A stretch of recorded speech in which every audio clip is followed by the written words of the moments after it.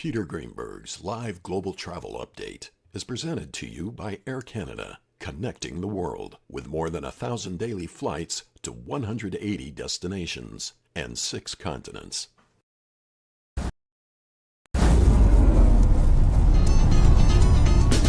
I took you down to the pier, dear. It was such a fine idea.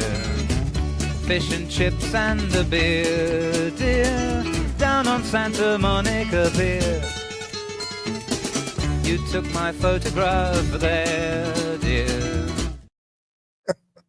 You love that song? Hello, everybody. Peter Greenberg here with this week's Global Travel Update, coming to you live from the legendary pier here in Santa Monica, California. We're here shooting one of my television specials for PBS. Happy to join you here on the last Thursday of May 2025. We have lots of stuff to talk about. Let's start with the announcement that showed up this morning, very early this morning, somewhat anticipated. We talked about this on the show before, but now it's official. United Airlines announcing a partnership with JetBlue. A very interesting arrangement, of course, subject to government approval, but it will allow United Airlines back into JFK. Remember, the airline left JFK in 2015, something their chairman called one of their worst mistakes ever. I concur. They want to get back in, but you can't go to an airport these days unless you have slots, and there are no available slots. So what does United do?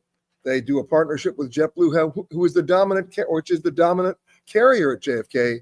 Now they get slots. It's a partnership that will allow United Airlines passengers to earn JetBlue miles, JetBlue passengers to earn United miles. The United flights won't start until early 2027. They'll probably start with about 7 round trips a day, most likely to Los Angeles and San Francisco, which is what they were running out of JFK before. But of course, as I said, it's subject to government approval. JetBlue needed this deal. Why? Because it's on a little bit shaky financial ground. That's why they wanted to do the Spirit deal or the earlier partnership with American, both of which were blocked by the courts. Now they try for the third time, perhaps it's the charm, getting into bed with United. It's not a merger. It's more of a partnership, a little bit less complicated and less intense than the original American JetBlue deal. We'll see how the U.S. Department of Transportation and the Justice Department will react to it. But it is big news for passengers, especially those in the New York area who actually missed United Airlines all these years. So we'll keep on up top of that. Also, you may remember last week I reported on Proposition 1 in Sitka. It was on the ballot yesterday for a vote. What Proposition 1 was contending and what it wanted to do was to limit the number of cruise ship arrivals in Sitka, limit the number of passengers, limit the number of days cruise ships could be there from 7 to 6, limit the number of passengers in a given year to 300,000, and limit the number of passengers in any given day to 4,500. By the way, this is a town in Alaska with a population of only less than 10,000. You would think there's an interesting sort of a double-edged sword here because they depend economically on the cruise ships. At the same time, the argument was that their soul was being destroyed. Well, the vote is in, and it overwhelmingly failed. That's right. They voted basically by a 7-2 margin to defeat Proposition 1. So there are no more restrictions on cruise ships or numbers of passengers or limiting the number of annual visitors. So we will stay on top of that. But that's an interesting vote from a place that depends on travel and tourism, and it gives you an idea of the economic power of travel and tourism versus perhaps some environmental concerns. That's the answer there. Now, here's one that I've been talking about for years. It was only a matter of time. You may remember a couple of months ago, I talked about Saudi Arabia opening the first liquor store. Now, they're now going to end the ban on liquor at 600 tourist destinations within the country. That'll happen in 2026, so about 6 months from now. And of course, as we suspected, they will limit purchasing of alcohol only to foreign visitors, not locals. Not a surprise there. All right, so there's that. Now, we talked about planes making diversions. Of course, unruly passengers or mechanical difficulties or medical problems being usually the culprits. When an airplane, a commercial flight, makes a diversion to an unscheduled stop, it's a very expensive proposition for any airline, probably in the high 5 figures. They may be diverting to an airport they don't even fly to. They have no facilities there. It's done because there's some sort of an emergency on the plane, either mechanical or weather or an unruly passenger or or a medical emergency. Well, there's another reason why a lot of airplanes have been making diversions lately. Are you ready? Cell phones. That's right. Passengers sitting in their seats and the cell phone drops behind the seat. They can't find it. And now everybody's worried that the lithium ion battery in that cell phone could overheat and explode. Or your portable battery packs for your laptops or your phones as chargers. Same deal. As a result, we've had Air France making diversions. We've had Lufthansa making diversions. These are very expensive propositions. And so now we have some airlines like Southwest claiming that if you're going to have a battery pack on your person, it has to be visible at all times. Obviously, you can't check it in your bags. You know that because everybody asks you that question when you do check bags. And then last but not least, here's my advice. If you're going to bring a cell phone on the plane, of course you are because you carry it, where are you going to put it? It could slide out of your pocket and fall either between two seats or under a seat and you can't find it. Or if you're going to use the cell phone at all, you know what you do? Leave it in your carry-on bag if you want to take a nap on the plane or anything else, because once it wedges in there and you can't find it, your flight may be disrupted, if you know what I mean. So be aware of that. All right, so now we've dealt with United, Sitka, the cell phones, and now Southwest. That's right. Yesterday was the day, May 28th. That's the last day of free check bags on Southwest Airlines for anybody making a reservation on the airline after yesterday. And the fees have now been announced, $35 for the first bag, $45 for the second. Now let's do the math. If you're checking 2 bags on a flight, your round trip just went up $160. If you're a family of 4, you're at $640. That becomes tough. And we're going to see what happens if the needle moves. As people just basically say, I can't afford to fly Southwest. That was the reason why so many people were flying Southwest. Now, as long as gas prices don't spike, the good news is this could be the summer of the Great American Road Trip again. And, for a family of 4 piling into the car, it becomes perhaps economically more viable than checking in bags on a flight, at least on Southwest. But Southwest, the last remaining carrier to not charge for bags. Now, you may have heard that Frontier Airlines pulled a little bit of a stunt, and they're appealing to Southwest passengers saying, if you fly us, we won't charge you for a checked bag. We'll see if that moves the needle for them as well. But for the moment, anybody making a reservation from yesterday onwards on Southwest Airlines, and you're going to check a bag, unless you're one of their A-listers and one of their mega frequent flyers, they better get your wallet out. You're paying. Now, what about the assigned seating deal? We all know that Southwest Airlines didn't have it. Well, they're going to get it next year. It's going to roll out in January, and that means you'll be paying for seats as well because they'll make them premium seats, right? They'll be not first class, but there'll be extra legroom seats that you'll pay a premium for. That means a lot of the people in the back of the plane will be seeking orthopedic surgery. So we'll talk about that. But that's not kicking in until next year. The bag deal kicked in as of yesterday. All right, lots of other stuff to talk about. Let's first of all go and say hello to some folks here. Jim and Harriet, always numero uno from Richmond, Virginia. Sue saying hi from Bellingham. Paul is in Ashland, Virginia. Nice to see you.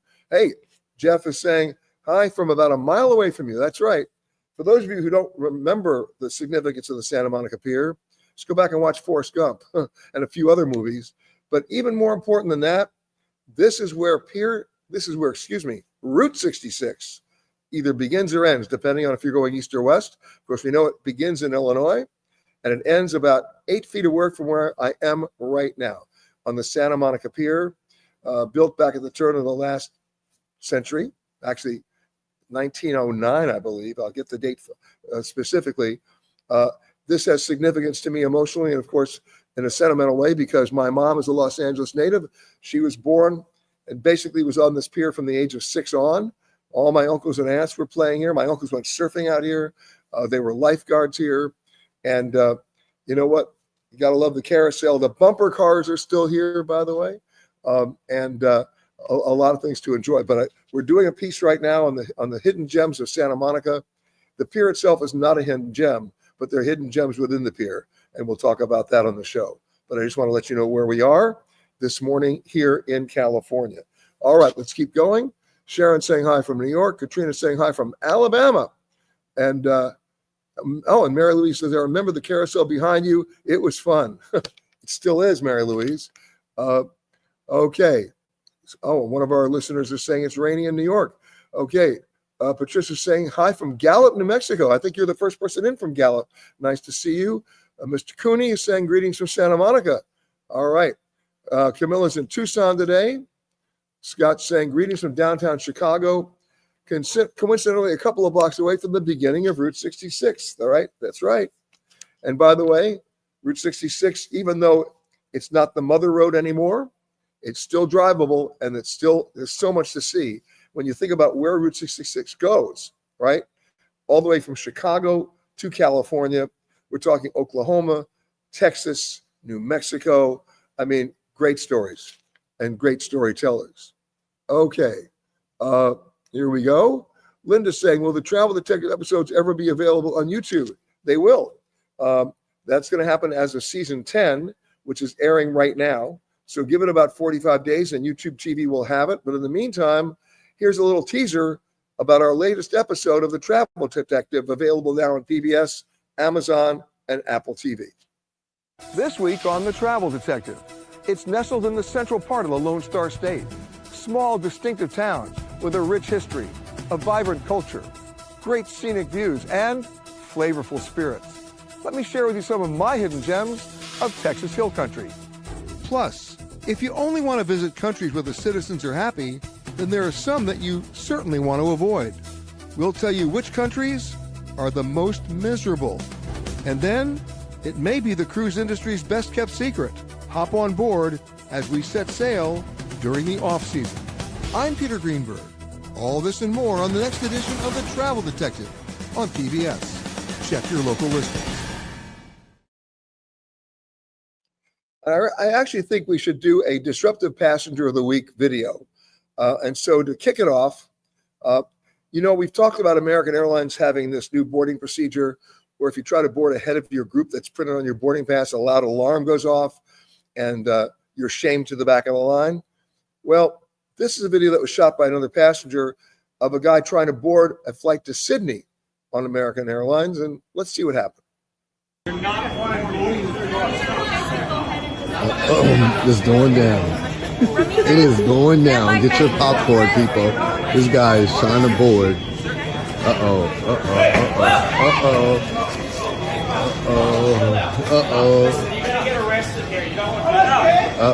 It's happening.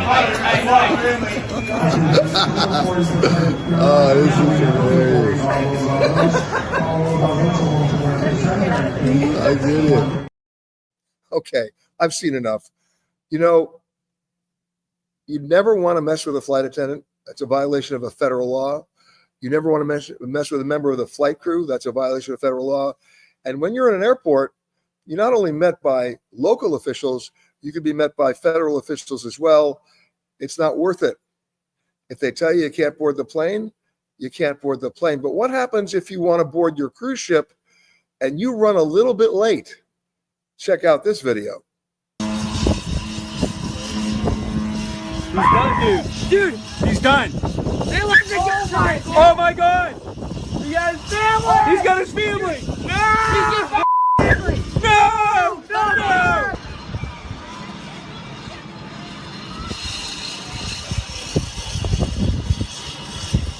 Oh.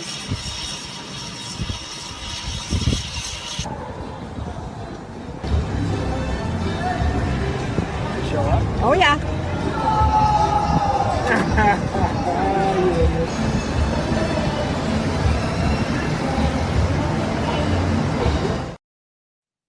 Yeah, a little too long at the shoreside bar. The only good thing I can tell you about taking a cruise ship sponsored shore excursion on the bus is that they will hold the ship for the buses. Obviously, because you're dealing with more than one person or more than two. But if the ship says all aboard by 3:30 for a departure at 4, get back at 2:30. Because once that ship goes, and by the way, who says they left the ship with their passport? Who said they left the ship with all their credit cards? Everything's back in their cabin. That ship's gone. It's a really bad game of catch up. But anyway, so 2 little boarding experiences. One where they couldn't get on the plane at the airport, and one where they literally missed the ship at the harbor. All right, let's keep moving here and say hello to a few more people. Here we go. James says, we're watching you from the southern part of Tanzania. Okay. All right, we love that. What about pigeons on an airplane? Yeah, we know that story. We'll run that for you next week. Yep, we've had snakes on a plane. Now we got pigeons on a plane. Paul says, having gotten mildly sick at the end of my trip to Greece, is there an online site that lists good English-speaking doctors overseas? Well, you don't necessarily need a website. If you're in Greece, especially in a major city like Athens, any major hotel like the Grand Britannia, they've got doctors on call and they all speak English. Just go to the concierge at a hotel, even if you're not staying at the hotel. That's the best use of a concierge in your situation. That's how I do it. Okay. Okay. Maureen saying hi from Seal Beach. Tayo saying not looking to reduce legroom on Southwest flights. They tended to have more pitch than the other airlines. They did. So did JetBlue, by the way. All right. Okay, let's keep going here. Wendy's saying hi from New Jersey. Josh is saying greetings from Eugene, Oregon. Okay. Tom is saying hello. What's the deal with Tulum to the point where people are still flying into Cancun? It also seems that less flights are available to Tulum.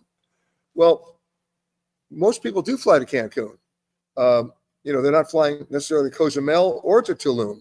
But the bottom line is it is still ranked. By the way, we just saw the stats for summer of 2025 and the best, most favorite destinations for summer booking based on search.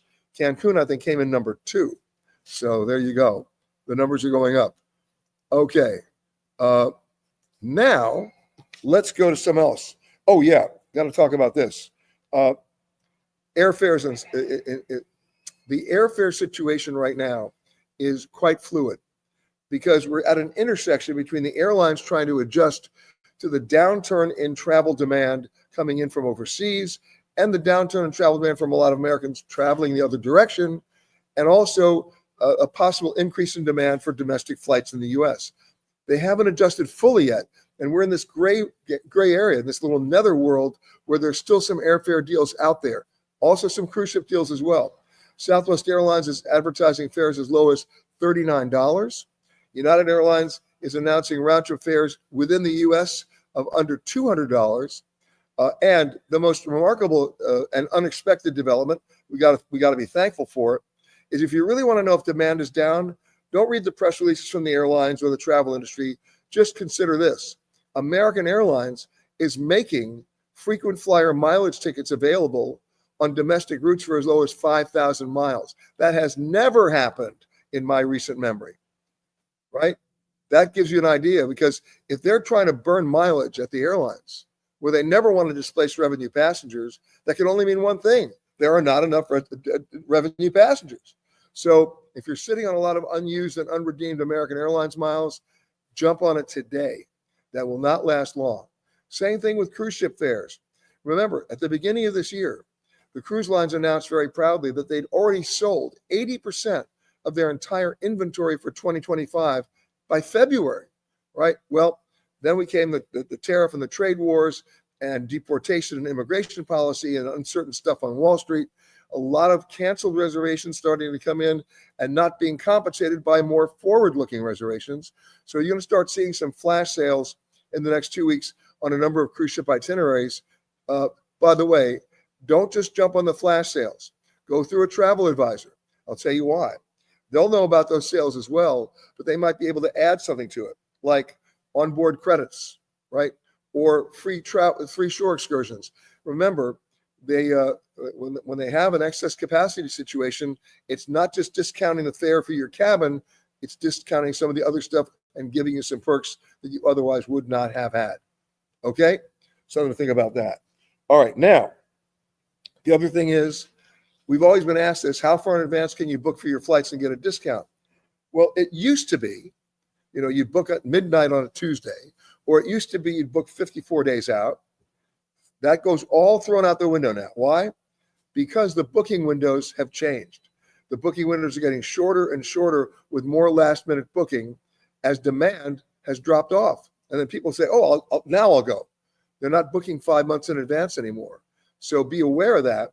And in some cases, booking 3 days in advance might actually be to your benefit as opposed to 3 months in advance. There is no one answer anymore.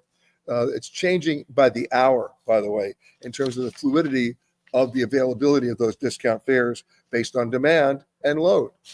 Okay, let's keep going here. Paul says, return flight from Athens to JFK on Delta in mid-May. Plane was 1/3 empty. There you go. I came back from London a couple of weeks ago, and I think half the people on my team had rows to themselves. That's what's going on. Now, what do the airlines do in a situation like that? And Paul brings this point up from his Athens to JFK flight. In many cases, the airlines can't substitute planes and downsize the size of the plane just based on the range of the plane. But they can change the frequency of the flights, going from 7 days a week to 5 or down to 3. Domestically, they can downsize planes easier because the distances between cities are not as great. But when that happens, airfares then have nowhere to go but up. And that's the adjusting point that we're talking about today as the airlines are trying to quickly pivot to adjust for the weakening in demand. Okay. And Rena says, I just read that Delta is charging a higher fare for solo travelers, 2 people on a reservation, and the fare drops. What? I want somebody to talk to me about that. I know nothing about that. I've never heard of that. Never. Reno, you sent me this idea just now. Why don't you tell me the exact flight you're on and give me the comparison, and we'll check into that. I have never heard that happening. Okay? Crazy. Scott says, I once missed my boat to the airport in Venice by a couple of minutes. Had to take a very expensive taxi boat instead. Oh, how I hated Venice. No, you hated yourself. Venice had nothing to do with it. Okay. I love that, though. Okay. We have a suggestion here for a travel source for medical doctors overseas, and we'll post that. Anthony will post that on our site below. All right, moving right along. Let's go to some of your other earlier questions asked this week. Levita, I hope I pronounced your name right. I'll bet there is a cabinet post with your name on it. No, I don't think so. I would never survive Senate confirmation. Okay, let's just leave it at that. All right, but thank you for the compliment, I think. Larry says, the Hotel Kimpton Village, Seattle this weekend is charging tax on guest amenity fees of almost $5 and an occupancy of almost $10. I also just got a $5,000 AA redemption, the one we talked about. Even a business class to Amsterdam to Philadelphia of only 54,000 miles. Yep, that'll give you an idea of the buyer's market. But let's go back to your hotel example. We talked about this last week and the week before. Hotels are looking for every way they can to generate revenue. At least some of them are. There's a hotel charging a $12 a day charge for electricity. There's a hotel charging $4.90 for security. Didn't you buy that as part of the cost of your room? What we're going to do next week is I'm going to post all of these hotels by name to let you know what they're trying to get away with. Because remember, if the hotel doesn't disclose this when you go online and make your reservation, and most of them don't, if they don't disclose it when you show up to check in, and the only time they disclose it is when you get your bill, hey, that constitutes failure to disclose. Dispute the credit card bill and let me know about it. But remember, they also have to justify it, whether they disclose it or not. Everything's negotiable. I want some hotel to justify why they're charging me for electricity. There's a hotel in New York that justifies their resort fee by saying that by paying the resort fee, you have access to the elevator. I mean, what are they smoking? This is nuts. Or what are you smoking if you agree to that? So let's talk about that. Send me some examples as we just had here, but we'll go beyond that next week. I'm going to post all those crazy charges that are insidious and, by the way, wrong, even if they are disclosed ahead of time. All right? We'll talk about that. All right. Alana says, traveling with my parents for the first time in years, and we're all adults now, so that means you're all talking to each other. What's the best way to survive a family trip without losing your mind? Well, maybe you're not talking to each other, especially when your dad insists on getting to the airport 4 hours early. Well, here's what you do. Let dad have his way. Get to the airport 4 hours early. and take his credit card and go shopping. Bingo. Everybody's happy. Okay? By the way, your dad's not wrong. He's just a little bit excessive. But you know what? It gives you more options. Now, the best way to have fun when you're traveling together is figure out how you plan your day, right? You should share meals together. It brings everybody together. But then everybody else can go off in different numbers in the family, depending on how big your family is, and do their own thing during the day. But make sure everybody comes together for meals, because that's the common ground you never want to lose. Okay. Rick says, I just found out my passport expires in 4 months and I'm flying to Portugal next week. Am I doomed, or do some countries have a little wiggle room? We're going to be posting this next week. It's a gray area, because there are some countries that if you don't have at least 6 months of validity of your passport, will not let you enter. And there are some countries that say you have to have a minimum of 3, right? And there is no one rule here. So we will post that next week on our website, petergreenberg.com, to let you know which countries will let you go with slide 6, which countries will let you slide 3. But you have 4. I think you're going to be okay for Portugal, right? Especially if you can show them proof that you're flying with a round trip ticket. That's really what they want to see. They don't want you to have a passport about to expire if you don't have a return ticket, because they don't want you to be a ward of the country. That's the bottom line, okay? So that's what you want to do. Make sure you have your credit cards, proof of a round trip ticket, and that 4-month deal will probably suffice. But other than that, for those people watching me who are near that 4-month or 5-month area, now's the time to go get it renewed. Remember, it's good for 10 years. Get the 50 or 52-page version, not the 24-page version, and you'll be better off. All right, let's keep going here. Andre says, I always get anxiety when I land in a new country and have to figure out the airport Wi-Fi just to order an Uber. Any advice for a smoother arrival routine when you don't speak the language? Well, you know what? The smoother arrival routine is just say Uber, and they'll point you to the right direction. And I've never had to use Wi-Fi to order an Uber. Your phone will just do it for you. It works, okay? And if worse comes to worse, go to where the Uber area is and ask someone else to help you out with it. It's not going to be a problem, right?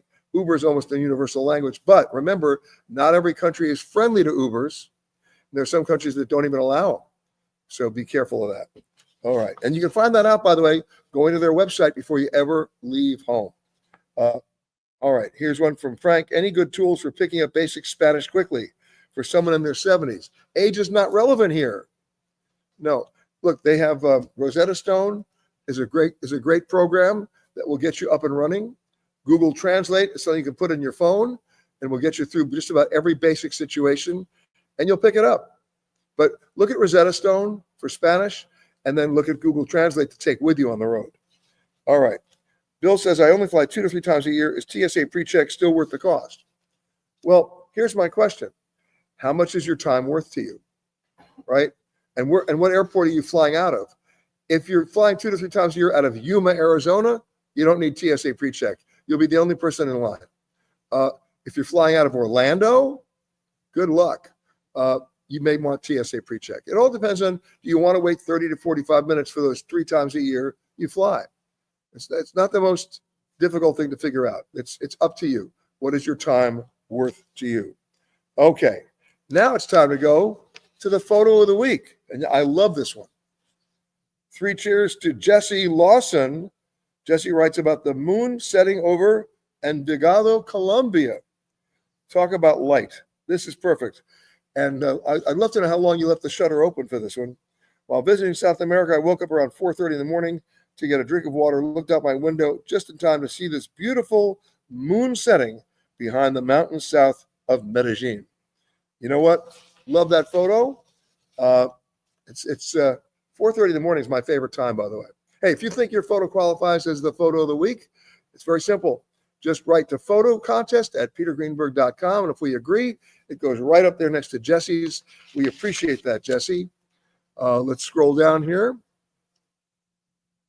All right. I'm going to scroll down even further here. Here we go. Sandy says Spain is 6 months. There's an answer on the passport expiration stuff. Okay, Delta quietly adds solar. Oh, here it is. Delta quietly adds solo flyer surcharge. Pay 70% more unless you bring a companion on select routes. All right, we're going to get into this. By next week when we go on the air, I'll have some more answers for you on this. This is another insidious deal. Okay, stay with me on this. My understanding now, based on this, is it's not on all routes, but the fact that it's on any is causing concern. So we'll get back to you on that. Okay, Boston Bob is saying, I know you love biscotti. Oh, no, not biscotti, Biscoff cookies. But you'd like to know McDonald's is adding a few biscotti ice cream treats to their menu. Well, thank you for that news bulletin. I've been waiting all day long for that. No, I haven't. But remember, it's not biscotti for me, it's Biscoff. Okay. All right. Wendy says, Sean Duffy held a press conference the other day indicating needing more funding to revamp the antiquated flight control system. Do you have any confidence this could happen in our lifetime? Well, it depends on how you define the word lifetime. But if you take a look at the lifetime of the FAA, they've never been able to do it in their lifetime. Of course he needs more money. You can throw as much money at this as you want. But I've said this before, I'll say it again. Unless you change the federal procurement rules of how you get new systems, not just ordered, inspected, trained for, and installed, the cycle continues to repeat itself that by the time you actually get something installed, it's already out of date. So it's not just about funding and money. It's about changing the rules. If they don't get in there and do that, I don't care how much money they throw at it, it's not going to get fixed, right? Because right now, if I wanted to put a new air traffic control system in the United States, I'd have to go through a very complicated RFP. There'd have to be a 90-day period for people to sit around and discuss it and lobby for it or lobby against it. Then I'd have to go to Congress to get a specific budget allocation. How long is that going to take? Then I have to figure out if the supply chain will allow me to order it right away. Usually it doesn't. Then I got to train people to operate it and do a transition period of time for the existing controllers to move over to that system. And by the time all of that gets done, it's an old system. I'm not exaggerating. This happens every 10 years with the FAA. They keep talking about next-gen equipment. It's old-gen equipment.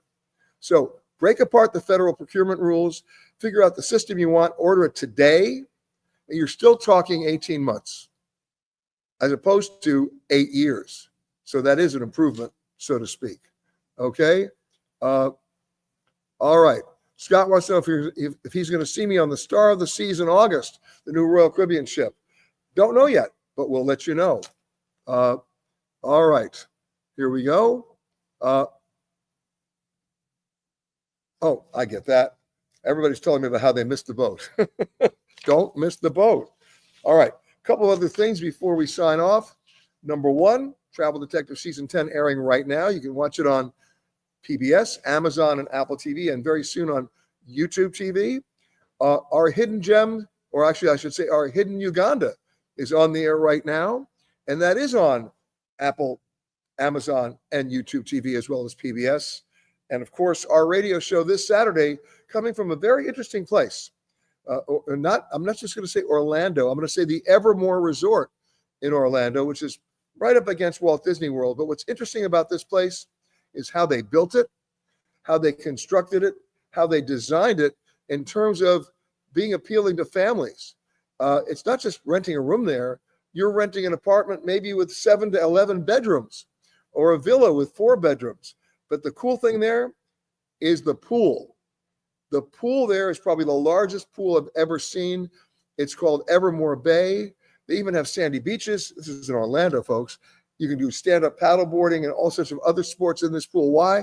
It's the length of 6 football fields. Check it out. We'll be doing that on Saturday, so check your local listings, 10 a.m. to 1 p.m. Eastern.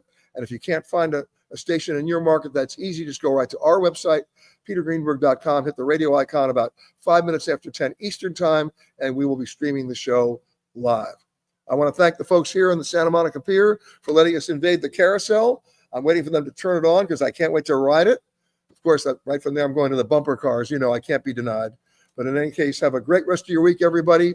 We'll get you more information on that Delta airfare deal, as well as what's going on with Southwest, and of course, what's going on with the JetBlue United announcement and how if that's going to fly or not fly.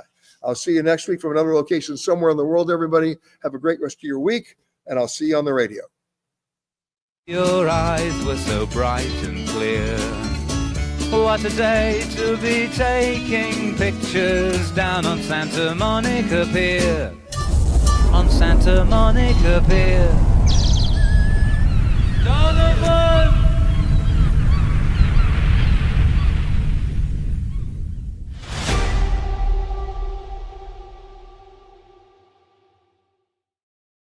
Peter Greenberg's live global travel update is presented to you by Air Canada, connecting the world with more than 1,000 daily flights to 180 destinations and 6 continents.